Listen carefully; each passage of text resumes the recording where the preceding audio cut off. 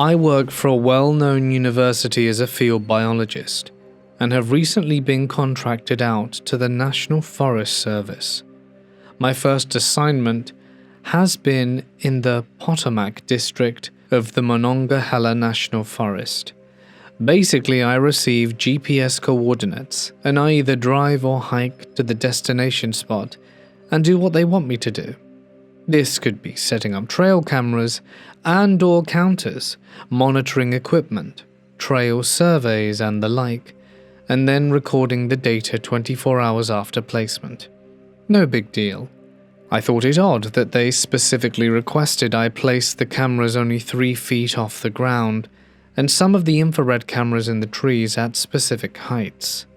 Some of these locations are on designated trails, but some are way off the trail in places humans would never go.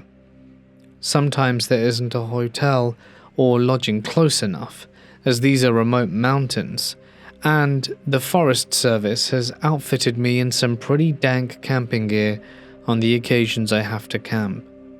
I am an experienced hiker and camper, and have spent many nights alone out in the field due to my career choice.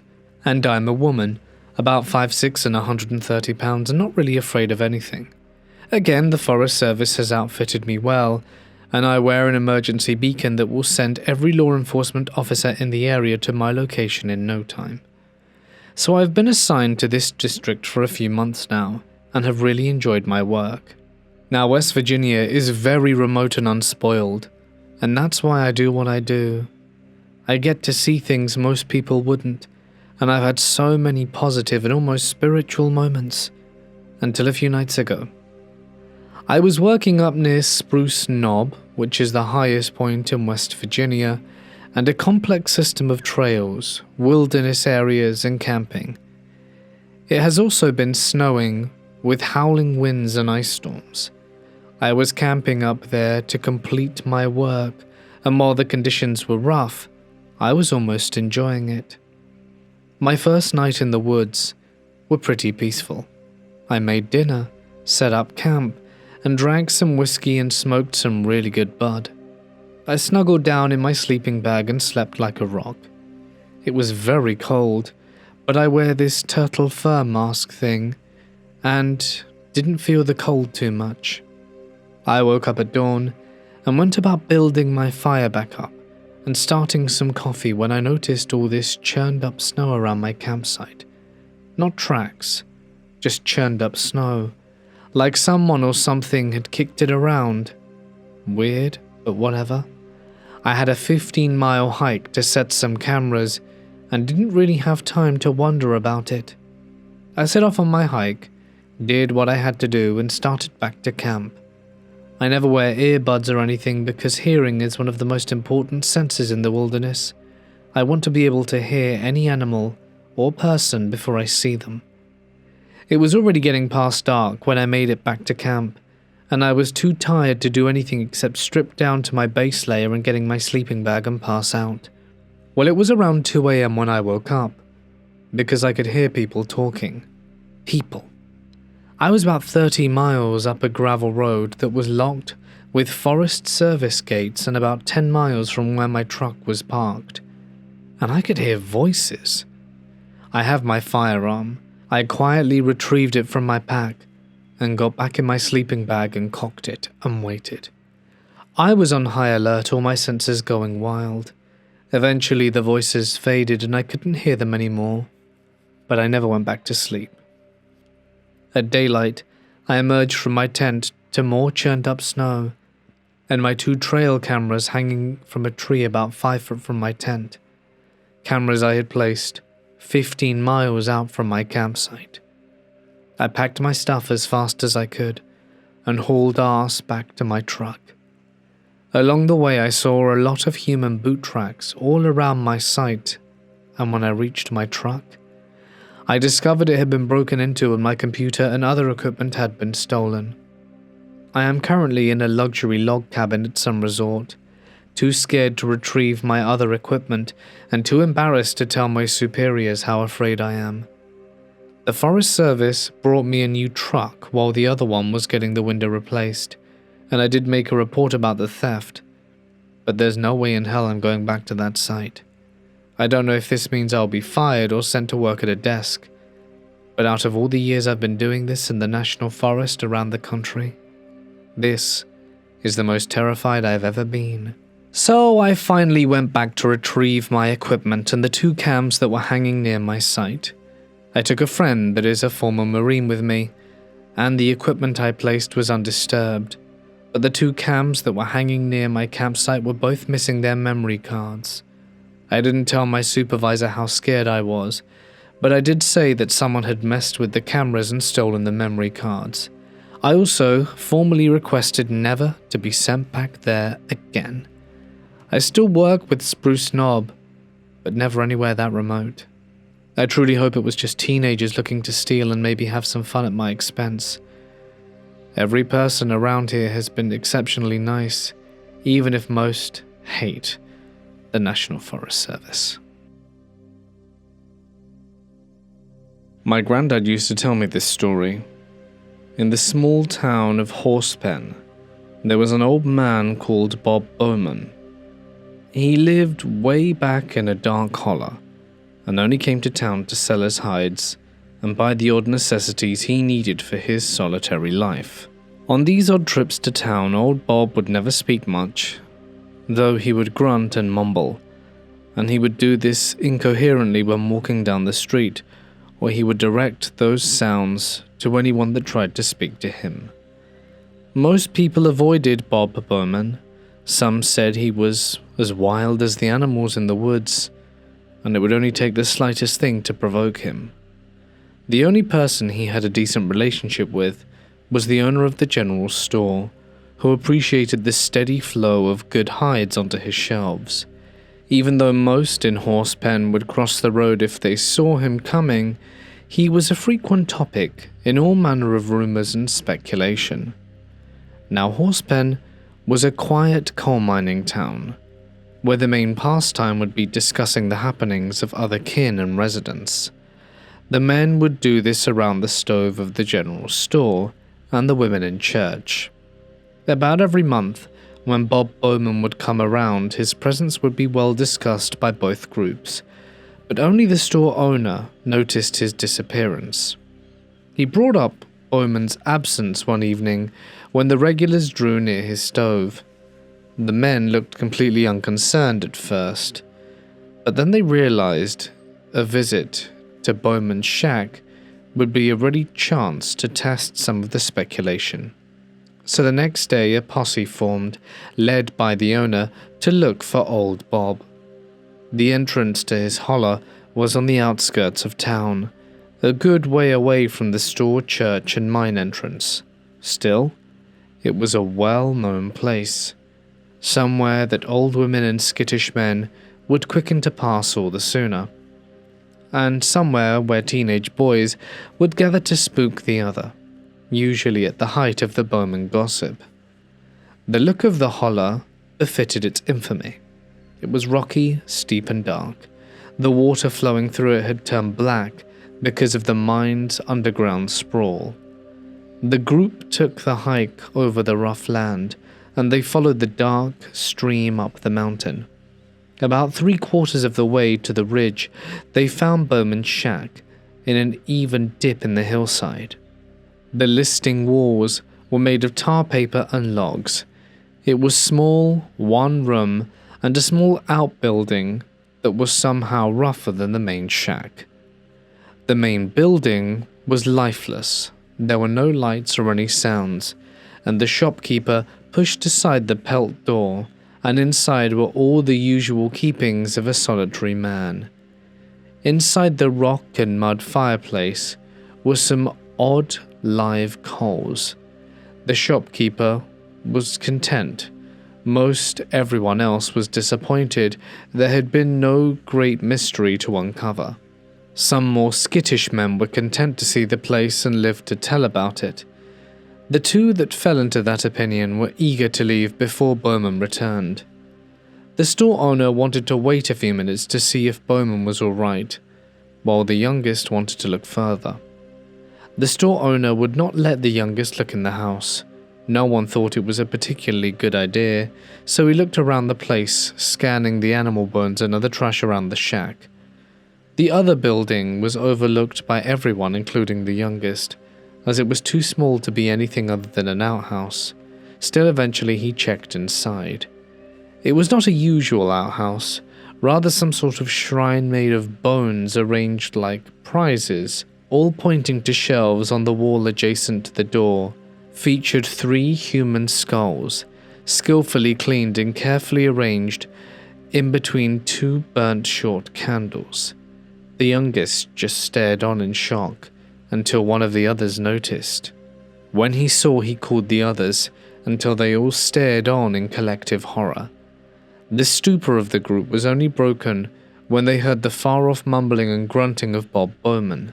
The group had a moment to decide whether to confront Bob or run, and in his own territory, at his own house, they all silently agreed to run. Some heard Bowman chasing them away, some only heard each other, but still they made it out of the woods bearing their odd tale. No one ever saw Bob Bowman again. No one was brave enough to go back to his home, and most assumed he was not brave enough to return to town after everyone knew of his dark secret. My granddad used to tell me this story, as well as others, from his childhood in Horsepen when I was young. It is probably somewhat true, and though I am older and this story has grown distant to him, he still remembers seeing Bowman in town and hearing stories about him. I recall very well how he described the old general store, the coals in the shack of Bowman, and the skulls. I have seen Bowman's Hollow but never went in. I should say the shrine may have been in a cellar instead of an outbuilding. I couldn't imagine Bowman's shack having one. That's the fuzziest part for me. I work full-time in healthcare, which is a high-stress job, and it can be quite overwhelming and physically and mentally draining. So on my days off, to de-stress and relax, I love to go on drives by the ocean by myself or with my best friend. Most of the time we would go late at night to watch the stars or the moon, or simply just to listen to the ocean. It was a cold and dark November night. Usually I get off work at around 11, but tonight I was leaving work at 1 a.m. The perks of working in healthcare. I worked in a tiny little town about an hour west of the big city. I lived about 45 minutes away and was dreading the drive home. It was very windy out that night, and as I left work, the brown leaves swirled around me into the parking lot. I shivered, pulling my jacket tighter around me as I slid into the front seat of my car. When my co-worker had come to relieve me, she had advised me to take the old highway home, not my usual route of the new highway. "It's so windy my car almost blew off the highway," she had said. The old highway ran almost parallel to the new one, except it snaked through thick forest and wound along the coastline. Normally it would take me 45 minutes to get home, but taking the old highway would take me at least an hour. But I wasn't worried about time. I was just worried about making it home safely. As I drove, my headlights illuminated the thick trees lining the road. The wind would make my car sway every now and then, making me grip the wheel all the tighter.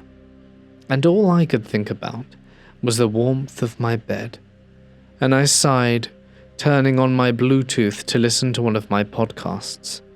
There was no one else on the road, and I hadn't seen a car in over 20 minutes. There were no street lamps on the old highway, and it was very dark, with thick forest on either side, little beaches, and a house every now and then. About 10 minutes later, I passed through a tiny town, if you could even call it a town. It had a grocery store, a drugstore, a few restaurants, and an old gas station.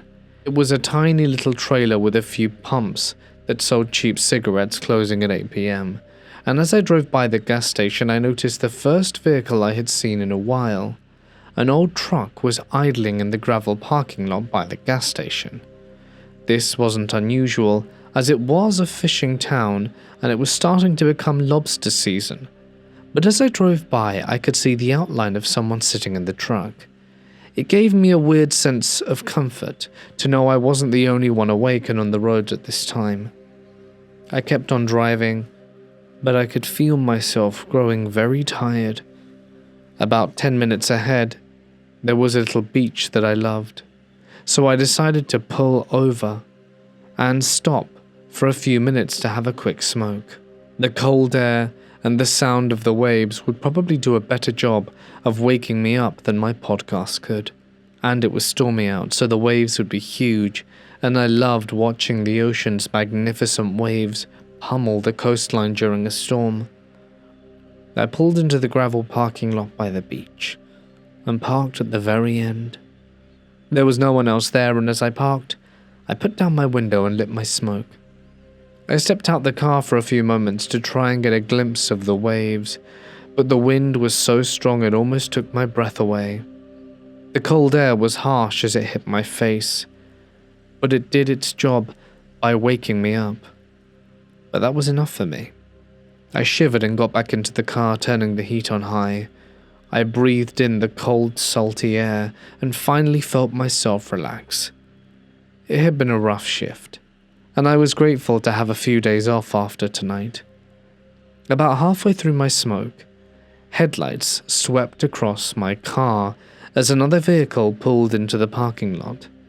It parked about 100 yards away from me and idled for a few minutes before turning off. I was plunged into darkness again, with no sound except for the crushing waves and wind. All of a sudden, I started to get an uneasy feeling in my stomach, and was unsure why. It was not uncommon for another vehicle to be here at this hour, and lots of people would come to the beach late at night, myself included. Some would walk along the beach in the moonlight, or smoke a joint around a little fire, or young couples would come to mess around in their cars, but still I felt uneasy. I glanced at the time and it was 1:40 a.m. Shivering to myself, I lit up another smoke and leaned back in my seat, trying to ignore the growing heaviness in my stomach. But I was enjoying the sound of the waves and was reluctant to leave just yet. I'll leave after I finish my smoke, I told myself. Usually the beach was lit up by the moonlight, but tonight it was so dark, the only sounds were of the waves hitting the beach and the wind whistling through my car. After a few moments, I thought I heard the sound of gravel crunching, but looked around and didn't see anything. I shrugged and rubbed my eyes, suddenly feeling tired again. I was almost done with my smoke, so I put my foot on the brake to start my car. The red light of my brakes illuminated something through my rearview mirror for just a split second, or at least I thought I had seen something. But when I looked back again, there was nothing there. I shook my head and tossed my smoke out of the car, laughing to myself. It's all these true crime podcasts I've been listening to, they're getting to me. I thought to myself as I put the car in reverse and glanced at my side mirror before reversing, and my heart almost dropped out of my stomach. There, illuminated by the red light, was a figure crouched down, leaning against the side of my car near the brake light. He seemed to be slowly inching closer to the driver door. A jolt of fear ran through me, and I froze for a moment. Then fight or flight kicked in, and my body chose flight. I slammed my foot on the gas, and my car reversed quickly. The figure jumped out of the way as I switched the gear to drive, my headlights illuminating a man in a dark sweater and jeans, running towards the other vehicle. It was the truck that I had seen earlier by the gas station. My heart sank as I felt sick to my stomach as I floored it out the parking lot and back on the road. I was terrified. I was about 20 minutes from home. The old highway was basically one long winding road with very few side streets and not many options to hide in case he followed me. My eyes kept darting to the rearview mirror, praying I wouldn't see headlights behind me. But after a few moments, they were there. My stomach dropped again, and I increased my speed. There had to be a road up ahead I could quickly turn into and hide. Luck must have been on my side, because as I turned a sharp bend, the headlights disappeared from my rear view momentarily, and I could see there was a little gravel road quickly coming up on the left. I yanked the steering wheel left, barely braking, and turned, gunning it up the little road. The road was so narrow it would only fit one car, and I was relieved to see the road had many turns, which would hide me from the main road. After getting a few 100 yards down the road, I quickly shut off my lights and rolled into a park, and I sat there shaking in total darkness, praying I wouldn't see the headlights come up the road behind me. It was silent, except for my harsh breathing. My heart was pounding. I rolled down my window and listened. It was quiet, and all I could hear was the wind blowing through the trees. I couldn't stop shaking. I wasn't a religious person, but I sat there praying I wouldn't see those headlights, praying to just make it home safely to my warm bed, praying that all of this is just a nightmare. With nothing but the dark forest surrounding me, I waited.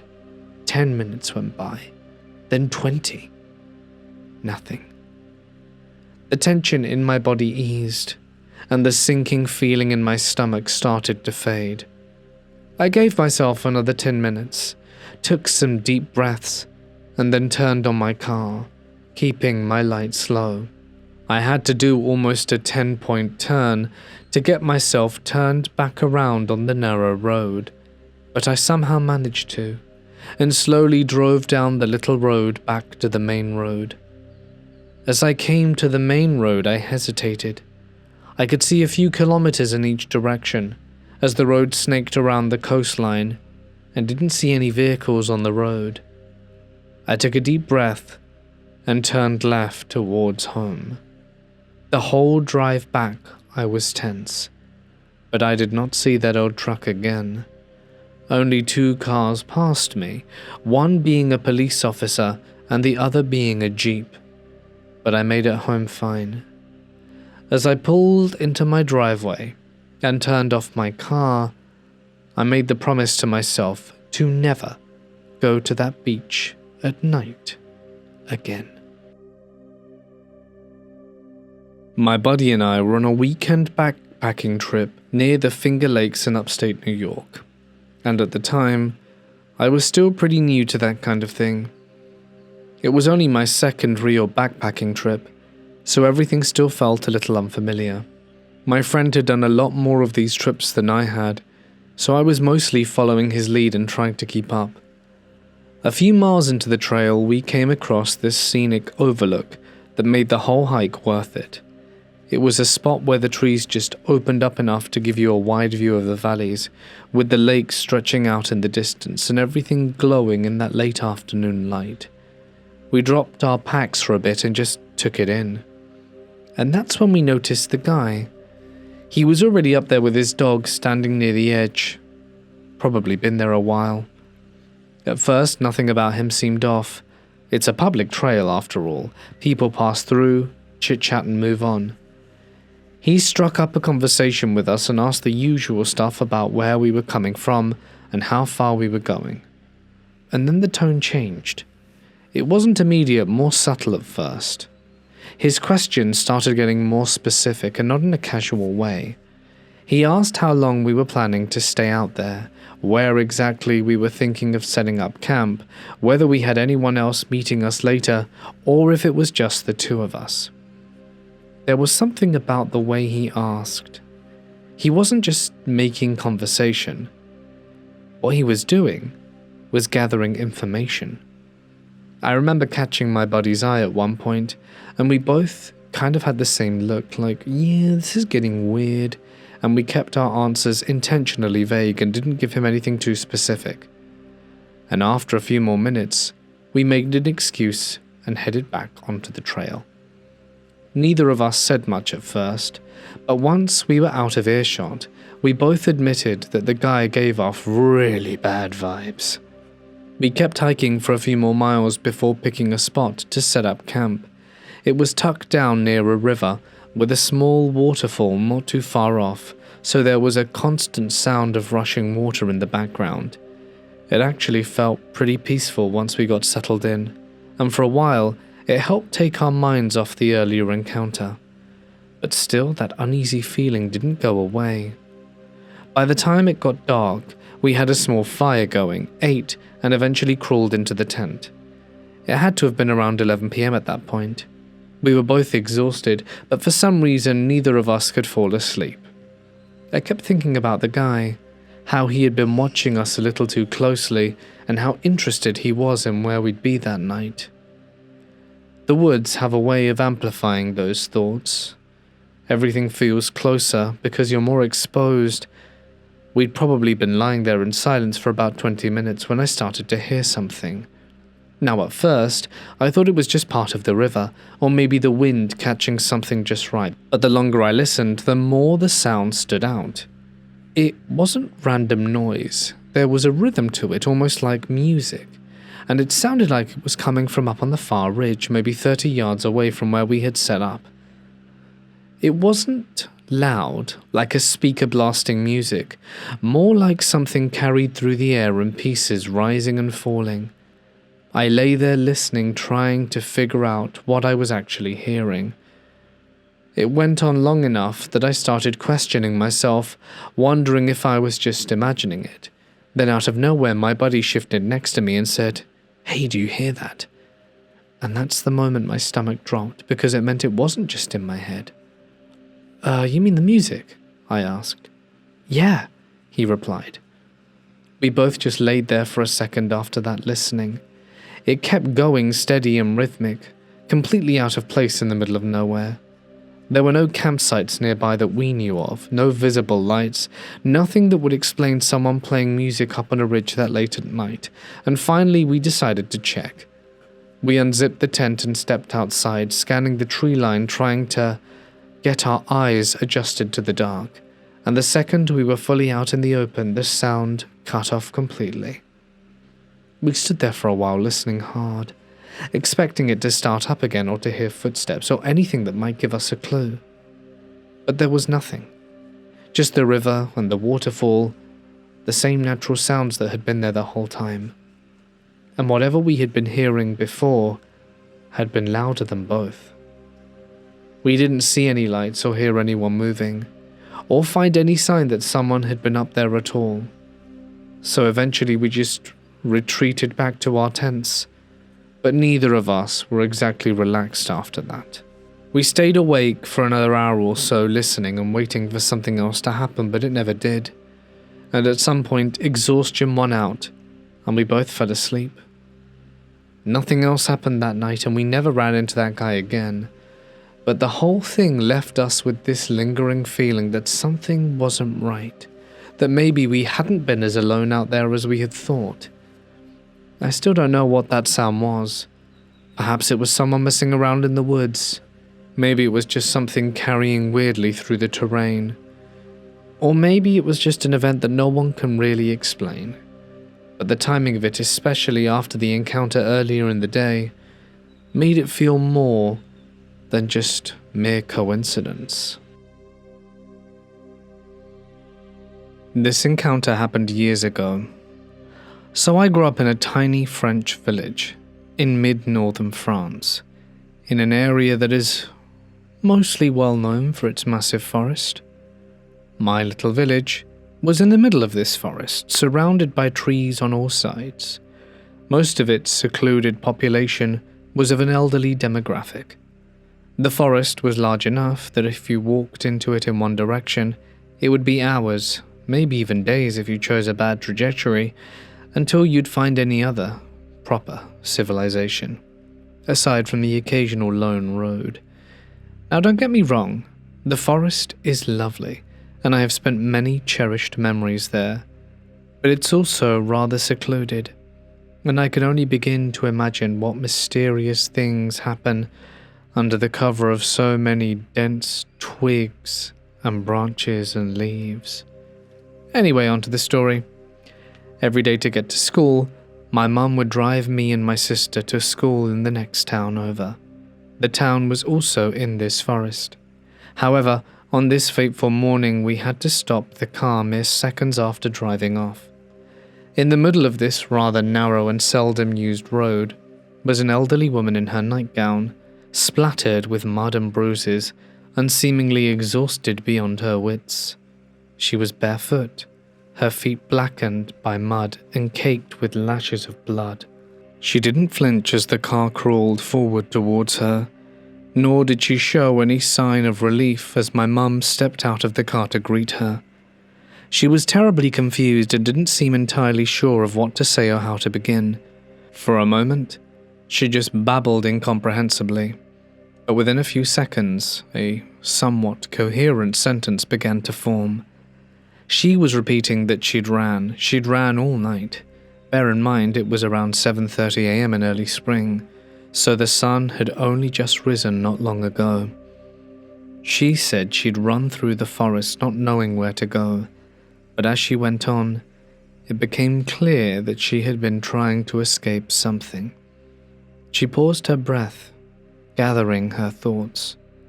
It was clear this was all a mess in her mind, and just now as she was trying to collect everything coherently. Someone, she continued, had kept her locked up in a cellar. She didn't know where, or how long, or who it was that had locked her up, but she remembered it was very damp and muddy. She didn't remember how she got out of the cellar. All she knew was how she was in the dead of the forest in the dead of night, and so she ran, as much as her frail body would allow. At this point, it seemed like she had nothing more to say, for it seemed like her nighttime escapade had culminated in us meeting her. I don't exactly remember what she and my mum discussed next, but it resulted in my mother calling the old lady's son who lived on the other side of the village. A few minutes later, he arrived and told us we should leave. Fast forward a few days, I asked my mum if she knew what became of the old lady after we left. I'm not sure how my mum found out this bit next, but apparently a few men had broken into her house that night or morning, had beaten her, ransacked her home, stealing some of her priceless possessions. She had apparently fled for cover in the forest, which was only a few meters away from her house. Now, if that wasn't creepy enough, a few extra details stick in mind. First, when we found her in the middle of that narrow road, it turns out she was standing right next to her house. Perhaps the burglars were still in her home as we spoke to her. Her sense of time did seem distorted. Secondly, no mention of the supposed cellar she was kept in or made to stay in. Had that been a fiction of her panic or a delusion? And had she really been locked up in a cellar somewhere in the forest, only for no one to believe her? It seems unlikely, but you do occasionally stumble upon old and grotty stone huts and ruins in the forest. Perhaps some of them hide a few gruesome tales. Unfortunately, we never really spoke to that family again, and we never got to find out about what really happened that night. I believe the elderly lady is now deceased. We will never fully find out the truth about that cellar. But nonetheless, whenever I return home and drive past the house in the narrow street, I can't help but remember the frail lady, standing alone in her muddy nightgown. I've always loved biking. You can say it was my thing. Since getting my first bike at 11, I have loved to ride. And when my family moved to a small city when I was 15 that happened to be ringed with endless mountains, peaks draped in thick forests, and carved with twisting dirt trails that vanished into remote valleys, I was elated. I rode alone for months until meeting a local guy who had grown up threading the very slopes and knew every hidden drop and switchback better than any trail map, unafraid to veer onto faint, unmarked paths half swallowed by overgrowth, and leading us onto routes that tested our limits. Fellow cyclists will know exactly what I'm talking about, and we hit the trails together nearly every day from then on. And I followed wherever he pointed, without a second thought of his choices, because we always uncovered the best lines amid the vast wilderness. One thing I should tell you is that I live in a very religious country, where faith shapes everything. Now, some of you might be familiar with the tradition of fasting. That means no food, no water, and bodies running on the energy stored up alone. We were out one day cycling and adapted by cutting rides to 30-kilometer loops every few days, preserving strength through the dehydration that left our throats raw. And it was deep in the fasting month after one such draining outing, with the sun dipping low and casting long shadows across the path as we neared the city edge where houses began flickering into view through the trees, that he slowed his bike abruptly and nodded towards a narrow gap in the underbrush. He was calling out to me that we should explore this new section. Part of me wanted to, but another very real part of me was exhausted, screaming for home, my mouth parched and muscles burning for rest. But curiosity overrode it all, and we pushed through the tangle and emerged onto a flawless, hidden trail, its packed dirt surface gripping the tires effortlessly as we went deeper and deeper into the forest. That is until our front wheels sank, forcing hard stops amid the unnatural hush. We dismounted, sweat beating cold on our skin as we walked the bikes back along the trail, footsteps crunching loudly in the stillness. It was at that moment when fingers clamped on our shoulders through the fabric with crushing force, rooting me in place as terror flooded my veins. Because 3 men had just silently materialized from behind us from the shadows, wearing ragged clothes encrusted in layers of grime and dirt, and a foul stench followed them. The eldest advanced on us, his voice emerging even as casual, as if encountering us at the roadside rather than deep in the middle of twilit woods, asking simply what we were doing there. My friend replied that we were just riding trails and he'd taken a wrong turn and was now trying to head back to the city. They edged into a loose arc, hemming our path while questions turned probing, asking about the bike brands, the gear we were using, and more importantly, the money it was worth. One suddenly seized my friend's handlebars to tug the machine closer, and the leader held our gaze steady and stated without a raised tone that they were sorry, but they were taking the bikes. There was a slight pause, and then asked if we had fasted that day, our nods coming hoarse through cracked lips, prompting a thin smile, as it was very obvious we had in fact not eaten or drank anything that day. It was at that very moment that the head thief eased, gave us one long last look, and said he was pleased to hear that he and his men were not fasting, but had we not stuck to the religious traditions of our land, he would have sliced us open. My friend, as we were biking away, confessed that he almost pulled out his knife when one of the thieves tried grabbing his bike. Luckily he didn't, because if he'd have done so, we'd probably be dead. I still bike all these years later, but we took a break from exploring new routes for a while after that. You never know what dangers await you when you're out in the middle of nowhere. I'm a 36-year-old male. I was 24 at the time and working as a wilderness guide in WNC, and I was on an 8-day off shift. I didn't have a permanent home at the time and I'd spend my time off living out in the mountains off the parkway. This particular time I was in camp late at night just sitting by my fire, and a man roughly my age, maybe a bit older, walked into camp, said he was hiking the section of the mountain to sea trail that runs by parkway, said he pushed further than intended that day and could he share camp. I allowed it and we chatted casually before going to sleep. I woke up and he was gone. I piddled for a few hours and then hiked back up to the parkway where my truck was. I got in and trucked about 30 miles down the parkway and hiked into another site about a mile from the truck.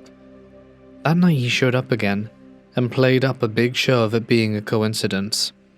Now 30 miles in a day on foot through the mountains isn't slouch work, but I'm a fast hiker myself, and he was packed ultralight, so it's not that inconceivable. I gave him permission to share camp again, but I was a bit wary. The next morning he was gone before sunrise again. I decided to test him. I hiked back to my truck and reversed course going back the way I'd come from and parked on the side of the parkway by a trailhead. But then instead I crossed the parkway and hid in a rock encampment and waited. Sure enough, I see an SUV pull up behind my truck. The guy gets out with his backpack, so clearly not actually a through hiker. He had been tracking me by my very distinctive sticker collection on the tailgate of my truck. I watched him hike down the trailhead where he'd assumed I'd went to camp, and once I got a chance I got back in the truck and reversed course again. I drove till I thought he'd give up and then went to set up camp. That night he shows up again, and I don't let on that I know his game now. We share a meal, and I get in my hammock. About 3 a.m. I wake up and this guy is kissing the side of my face and neck while I'm asleep, something you never expect to happen as a man. But fortunately, I am a man, and not a small one either. I crack him in the head with my elbow, jump out my hammock, and at which point went for my long knife on my side. Fortunately for me again, I wrestled in high school and have self-defense training specifically for close quarters. We grappled briefly before I finally got behind him and was able to bar him unconscious. Once he slumped, I bound his hands and feet and dragged his ass to a tree and tied him to it. Then I hiked out to his truck to find it right behind mine. Obviously, that was the case. So I slit all his tires and took my happy ass to Asheville. I grew up and lived in rural New England most of my life, which meant that when I was in high school, if my friends and I wanted to go see a movie, we had to drive for about 45 minutes just to get to the nearest theatre. Well, one night my buddy and I decided to go see a movie. I think it was an action flick like Captain America or Judge Dredd or something, so we weren't in a weird headspace from a horror movie or anything like that. And on our way back home, I decided to take the back road so that I could drive a little faster and avoid the main route. Now, back roads in Vermont are a lot of fun, but also scary as hell if you don't know what you're doing. They're basically one-lane dirt roads cutting through endless miles of mountains and forests, with maybe a house every 5 miles or so if you're lucky. So we're on one of these roads. Picture this. The radio is playing and it's snowing. This soft, steady snowfall. We're about halfway home deep in the woods when we come to this hill. At the top of the hill, the road curves. So it's a blind hill in the middle of nowhere, and because of the snow, I slow down a lot more than usual, and we start to come up on it. We round the corner and my headlights hit this spot on the side of the road, where the snow just wasn't falling. And I don't mean it was an empty patch or anything like that. I mean that space itself looked wrong. The snow that should have been falling through that area had just stopped, like it was hanging in the air, suspended almost like a little white speck frozen in place, while the snow kept falling normally all around it. But what made it worse was that it wasn't just empty. There were 3 distinct spots where snow was piling up, like it would if there were people standing there. The way it built up looked exactly like it was landing on shoulders and heads, like there were 3 figures just standing on the side of the road, completely still and invisible, except for the snow collecting on them. It stayed like that long enough for me to actually process what I was looking at, not just a quick glance or something my brain filled in, but a few solid seconds where I could clearly see it. Then all at once the build-up just collapsed, the snow dropped, the shape disappeared, and it looked like every other part of the roadside, again, as I drove past. I didn't say anything at first, I just kept driving. For a while it was completely silent in the car while I tried to make sense of what I had just seen in my head, and come up with some kind of logical explanation, like maybe it was the wind or the way the headlights hit the snow or something like that. But nothing really made sense the more I thought about it. So eventually I asked him, "Did you see that?" He looked at me for a moment and I could tell right away by his face that something was off, and he said to me, "Oh, thank God, I thought I was hallucinating." That pretty much made my stomach drop. We both started describing what we saw, trying not to influence each other, and it was the exact same thing. The same three shapes. The same way the snow was piling up. The same weird empty space where the snowfall just stopped and hung in the air underneath them, while everything else kept falling like normal. At that point, we turned the car around and went back. We drove up and down that same stretch of road a few times, really slowly this time, scanning the sides, watching the way the snow was falling, trying to find anything that could explain it. There were no branches hanging over the road, no weird wind patterns, nothing that would block the snow like that, and definitely nothing that would make it look like it was piling up on something that wasn't there. But there was nothing. The spot looked completely ordinary, like nothing had ever happened there before. We didn't see it again, and didn't stick around much longer after that. In mid-August of 2025, my boyfriend, my best friend and I took a week-long trip to the Great Smoky Mountains National Park and stayed near Cosby.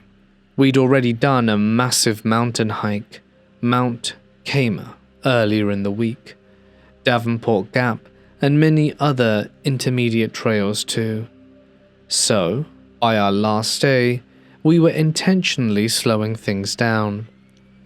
I picked a shorter trail near Cosby, about 5 miles round trip, that led to the remains of an old steam engine. It seemed quiet and low-key, like a good way to end the trip. When we got there, the parking area was completely empty. There were no cars and no hikers. Nothing. It's worth mentioning here, I am the spiritually inclined one.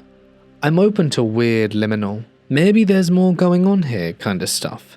But they were also not so inclined to go on this final hike, so no matter what happened on the trail, I was going to be optimistic. Now my boyfriend and my best friend are the opposite of feeling any other sense, very grounded, very rational, there's a logical explanation for everything. They don't entertain spooky, ooky ideas at all. So, if I'm feeling weird, they are always there to reassure me with their logic. So, just right as we get to the trailhead, we noticed an old, rusty hatchet embedded into a tree. Genuinely wish I had taken a picture, but once again at the time I brushed it off, because they didn't want to be on this hike, and I wanted to make the most of our last moments in the Smokies. So I tried to be as normal about it as possible without putting up any warning signs.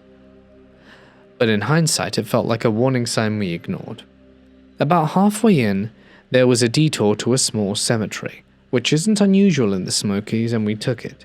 Only a handful of graves being raised deep in the Ozarks. This wasn't an unfamiliar sight to me. I assumed it was probably a family cemetery. The headstones were old and weathered, some barely readable, and the whole place felt very tucked away. We were careful where we stepped, and kept our voices low without really thinking about it. It didn't really feel like a place to rush through or joke around in. Oddly though, it didn't really feel creepy at all. There was no sense of being watched or unwelcome. If anything, it felt calm and steady, almost like the most peaceful part of our hike. I remember thinking that if there were anywhere else on the trail you'd expect to feel uneasy, it would be there. But instead it felt settled.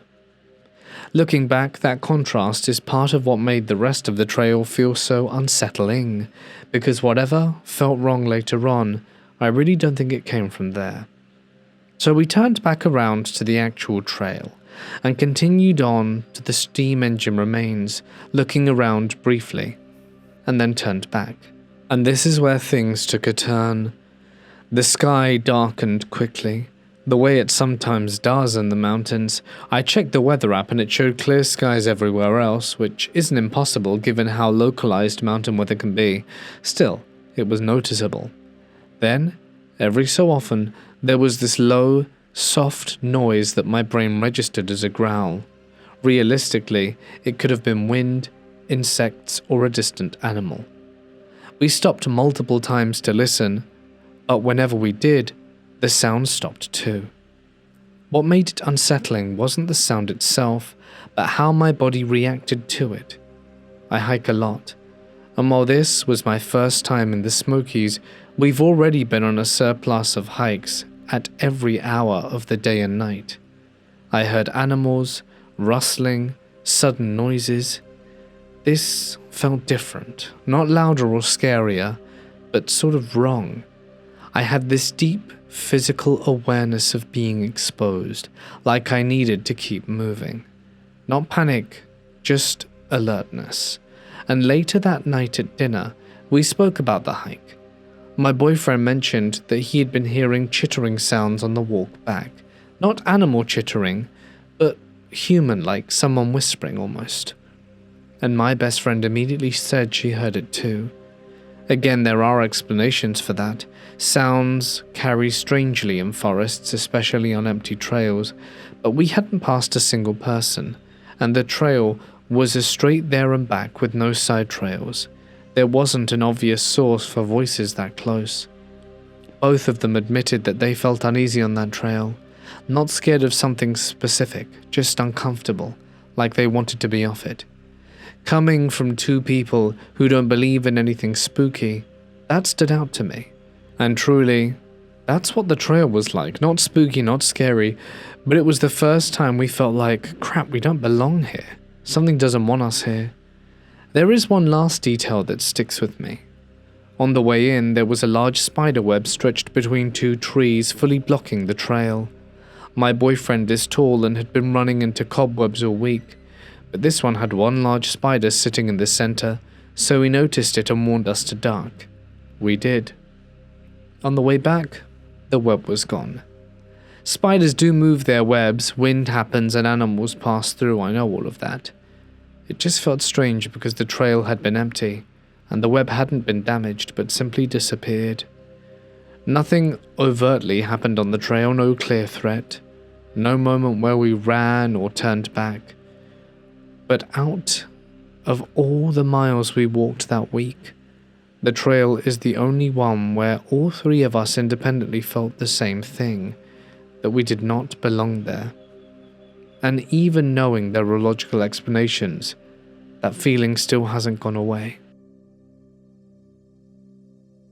Me and my brother attempted camping in the Mark Twain National Forest, totally primitive style and not at a campground, just in the woods alone in a tent, and also decided to take a heroic dose of shrooms for some reason. At first it was really wonderful. There were butterflies everywhere. We decided to sit in the river for a while, and suddenly we started to feel a bit off. It felt like we were being watched, and we kept catching a whiff of tremendous rot stench on the wind that would come and go. We felt an urgency to go back to camp and start a fire, so we did. Then we noticed there were a lot of butterflies, like a disturbing amount, and it felt incredibly eerie. My brother was gathering logs nearby and discovered a dead duck and then another, and then a few chickens. We realized it was an entire trail of dead ducks and chickens leading back into the woods, a darkened part within a thicket. We decided to lay down in the tent and try to overcome the eerie feeling, thinking maybe it was all a coincidence and because we're under the influence. But at the same time, we both felt a frantic need to get out before dark. It was like your first time playing Minecraft when the sun went down, knowing monsters will spawn. We just felt very strongly that we could not stay there at night. We packed everything so frantically that we accidentally broke our tent and then hurried home. Literally the second we got out of that part of the forest, we felt a relief wash over us that we couldn't even explain. It was like the eyes of a predator were no longer upon us. We went back the next day for our beach towels, and we also wanted to see how different the vibe was while sober, and if all those dead ducks and chickens were still there. They were, and the vibe was the same. At the river, the exact same spot we were sitting, someone made rock stacks, one for me and one for my brother, and also added a line of rocks dividing the river from where we sat. It was absolutely bizarre, especially because we went back in the morning. So if someone did it and not some creature of the woods, they had a lot of time on their hands apparently.